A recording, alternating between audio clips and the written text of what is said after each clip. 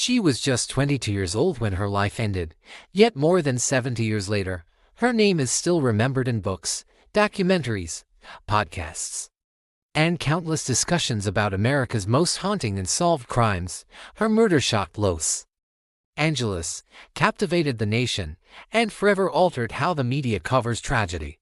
This is the story of Elizabeth Short, the woman the world would come to know as the Black Dahlia. Before we begin, if you love deep dive true crime stories, unsolved mysteries, and chilling investigations, take a moment to like this video, subscribe, and share.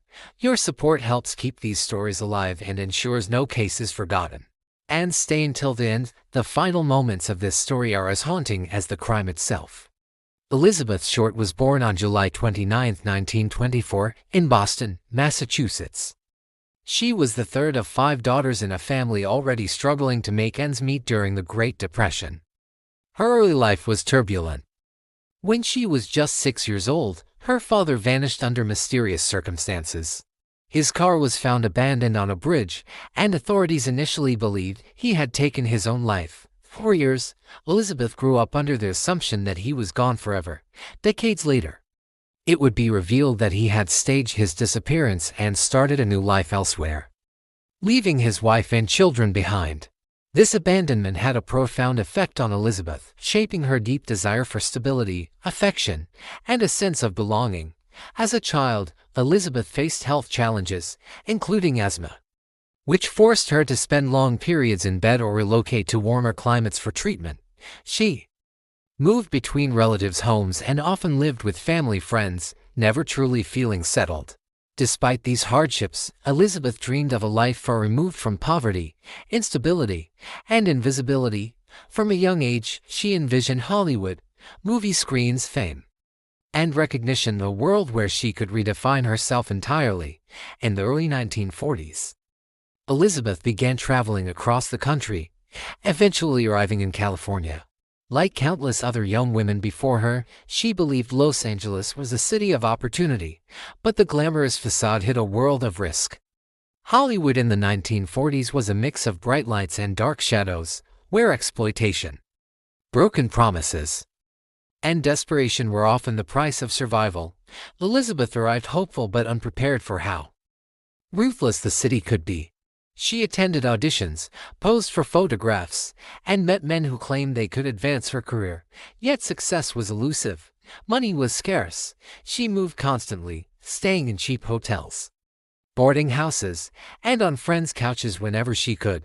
Even in this uncertainty, friends remembered her as polite, gentle, and hopeful. She wasn't reckless, though the media later painted her that way. She dressed carefully, often in black, styled her hair elegantly, and carried herself with a quiet dignity. Little did she know, this distinctive appearance would later be twisted into the legend of the Black Dahlia.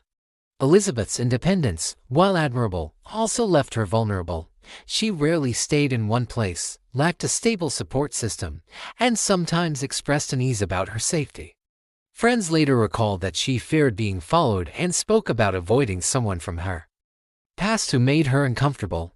Despite these concerns, she continued meeting people, attending social gatherings, and chasing opportunities in Hollywood. Her ambition was relentless, and her dream of stardom never wavered. In late 1946 and early 1947, Elizabeth traveled frequently between Los Angeles and San Diego. She relied on friends for temporary lodging and stayed in cheap hotels when necessary. She maintained contact with family, reassuring them that she was doing well, even though her life was precarious. This duality, hope mixed with vulnerability, would become a key element in the tragedy that followed.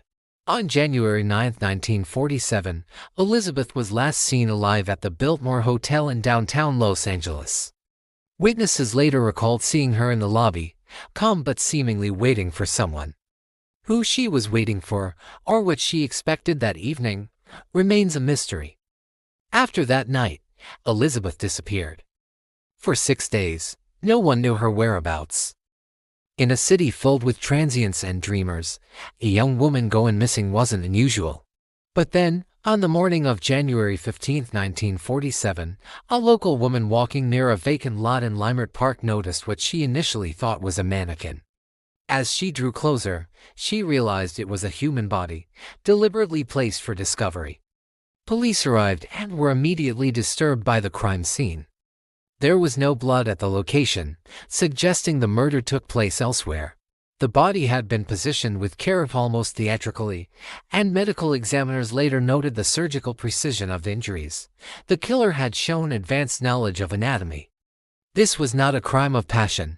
This was controlled, calculated, and chilling in its efficiency.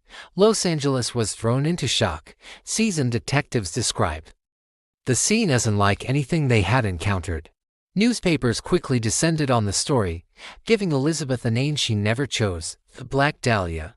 The media sensationalized every detail, exaggerating her personal life and framing her as immoral, reckless, or scandalous.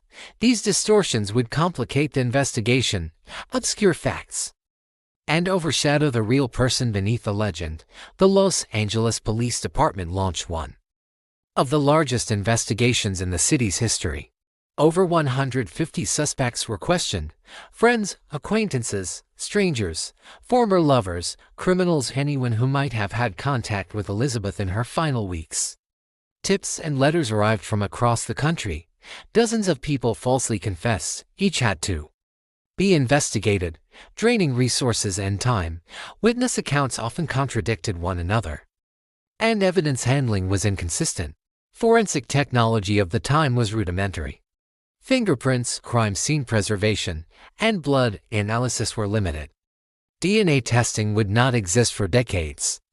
Weeks turned into months. Leads dried up. Public pressure mounted. The media criticized the police relentlessly.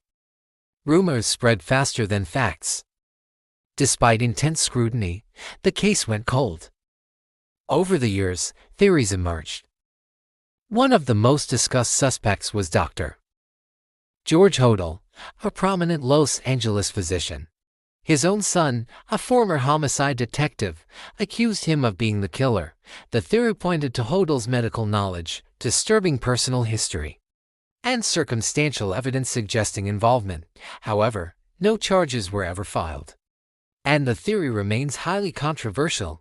Other theories suggest the murder was personal, possibly committed by someone Elizabeth knew and trusted.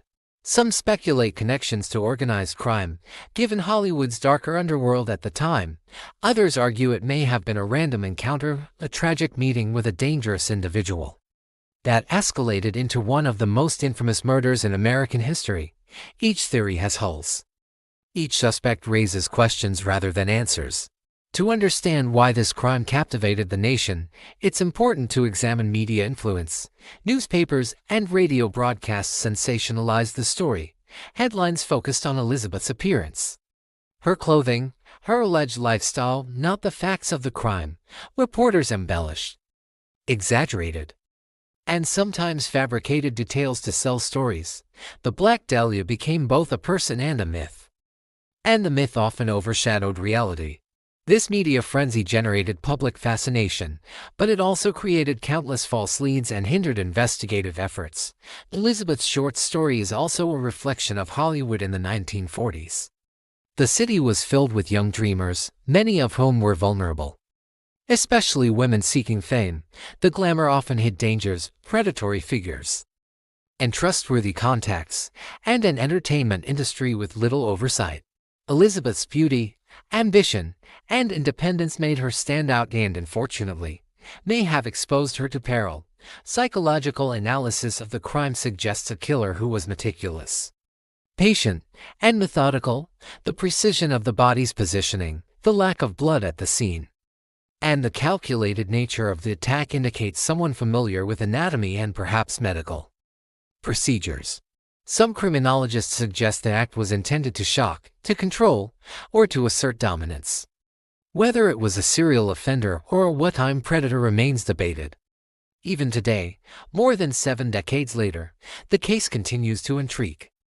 Books, films, podcasts, and online investigations attempt to reconstruct Elizabeth's final days.